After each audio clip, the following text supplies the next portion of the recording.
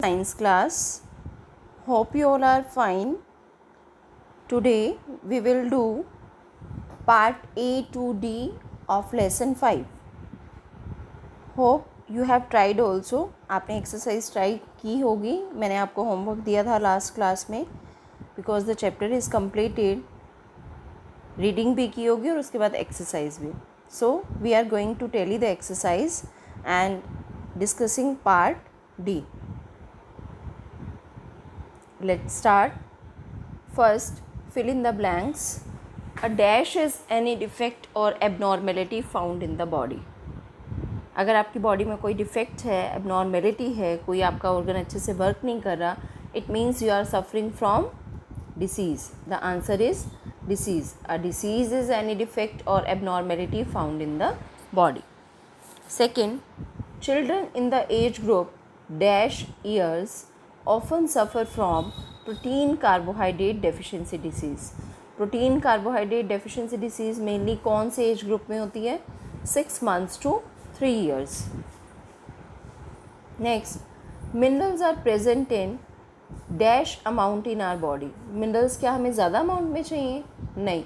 Minerals, as you know, minerals and vitamins are protective food and we get these minerals and vitamins from fruits and vegetables, so these are required in very small amount in our body. Yes.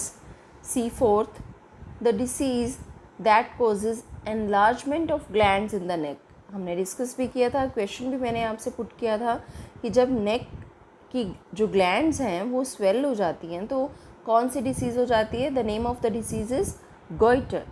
And किस mineral की deficiency से हो जाती है ये भी बताइए. Yes, iodine.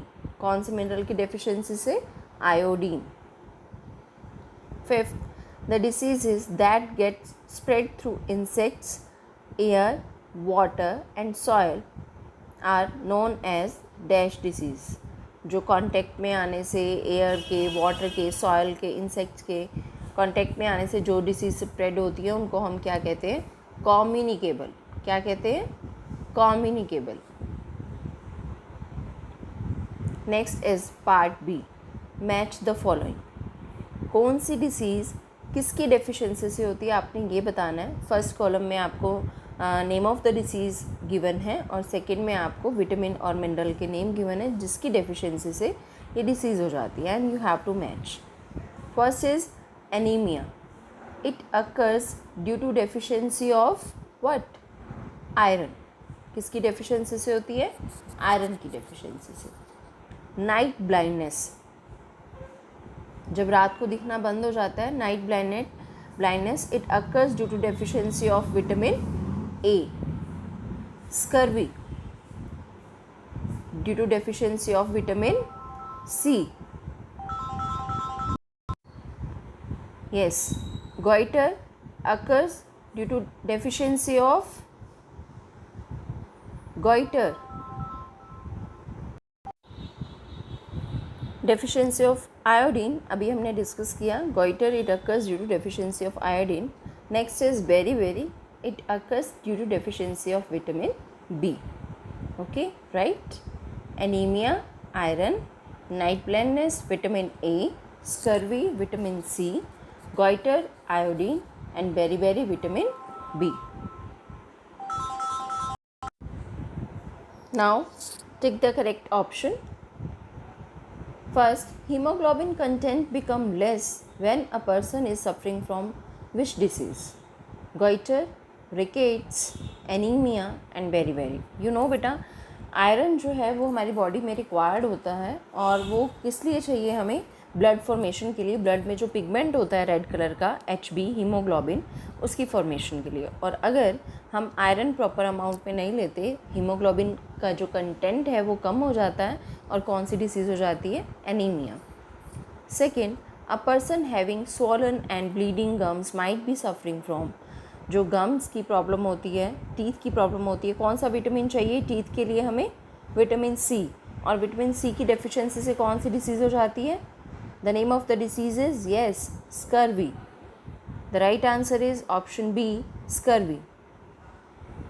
Next, germs of common cold spread through, common cold के जो जर्म्स होते हैं वो मेनली किससे स्प्रेड होते हैं बेटा? आपको पता है कॉमन कोल्ड जो है वो कम्युनिकेबल डिसीज़ है, you know.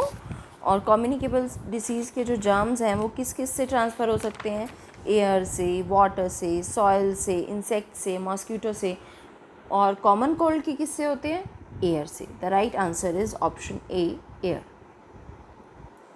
Deficiency of proteins and carbohydrates in the diet of a small child can lead to, अगर प्रोटीन्स और कार्बोहाइड्रेट की डेफिशिएंसी होती है बॉडी में तो कौन सी डिसीज़ क्या हो सकता है?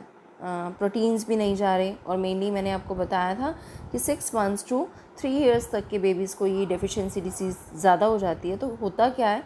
Improper growth of the body. Okay, B is the right answer. Legs become bow shaped due to deficiency of vitamin A, C, B and D.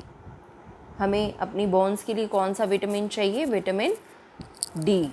तो लेग्स जो हैं वो बो शेप हो जाती हैं, बेंड हो जाती हैं नी से due to deficiency of vitamin D. Okay, let us discuss part D. I think there is no any problem in part A to C. Now, if any, then we will discuss in live class also. Now, answer the following questions in brief.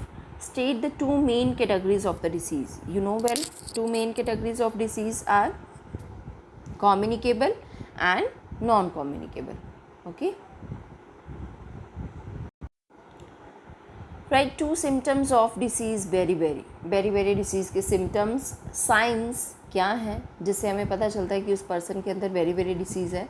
Extreme weakness, बहुत ज़्यादा weakness हो जाना, paralysis of the body parts, जो body parts हैं उनका काम करना बंद कर देना। और कोई भी पार्ट ऐसा बॉडी का हो सकता है जो काम करना बंद कर सकता है due to deficiency of vitamin B. And the name of the disease is beriberi. Question 3. Name any two diseases that are spread through the bite of mosquitoes. The name of the disease is, yes, bite of mosquito से कौन सी होती है? Malaria and dengue. Question 4. See question 4. A girl finds it difficult to see in the dim light and has dry and scaly skin. Name the disease she might be suffering from. एक तो उसे dim light में नहीं दिखता, it means night time में नहीं दिखता, night blindness है, और स्किन भी क्या है? ड्राई और स्केली है। कौन सी डिसीज़ हो सकती है वो? Yes, it is night blindness. और किसकी डेफिशिएंसी से होती है? Vitamin A. The name of the disease is night blindness. Why should we not allow water to stagnate around our homes? हमें अपने घर के आसपास जो पानी है वो खड़ा नहीं होने देना चाहिए। क्यों? Because it is the breeding place of mosquitoes. We should not allow water to stagnate around our homes because stagnant water is the breeding place of mosquitoes. क्योंकि mosquitoes के breed करने का, mosquitoes का नंबर इंक्रीज़ होने का ये सबसे अच्छा प्लेस होता है। खड़ा हुआ पानी गंदा पानी होता है। सो हमें कूलर्स का पानी भी चेंज कर देना चाहिए, आसपास भी पानी नहीं खड़े होना चाहिए। केरोसिन ऑयल डाल देना चाहिए बाहर, घर के बाहर। कूलर में मत डाल देना kerosene oil. Okay, so this is the part D. That's all about today's class, and you have to write these questions part D in your fair notebook and part A to C in the book, and tomorrow I will send PDF of all these questions part A to E. Thank you. Have a nice day, great day, enjoy your day.